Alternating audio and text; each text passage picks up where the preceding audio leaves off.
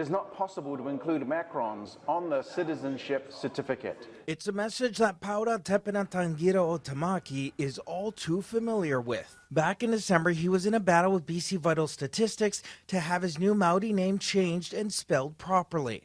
We can accept the new name without the macron lines or with the following accents. After CHEK News aired his story, the province swiftly corrected his name. But now he is having the same fight with the federal government, even though he applied through Ottawa's designated Indigenous Name Change program, which says Indigenous people can reclaim their names on travel documents, citizenship certificates, and permanent resident cards for free until next May. I provided all the necessary papers and certs that I had already to show that, yeah, this is the name that I need to have put on that certificate.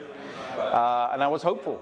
But now hope has turned to anger and frustration as Tangira o Tamaki goes through yet another uphill battle. A letter sent from Immigration, Refugees and Citizenship Canada says that the macrons, or those lines above the vowels, in Tangira o Tamaki's name cannot be used because it's not in accordance with the International Aviation Organization guidelines, adding that it can only be printed with characters found in the alphabet and some accented letters. A very similar reason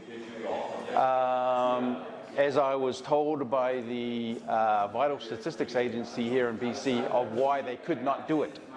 So it just seemed like I was banging up against the same wall again. Citizenship Canada tells us they can't use unique characters outside the regular alphabet and some accents because the documents need to be scanned by domestic and foreign border control agencies, airlines, and airports. I'm not really surprised. Stewart is a Senchothan immersion teacher and a friend of Tangira o Tamaki. He says that the response from the federal government is a step backwards. If they want to talk about reconciliation, they want to talk about what we call CHEK now, to have good cooperation or work together, in a place for a future for this country, then they have to recognize our history.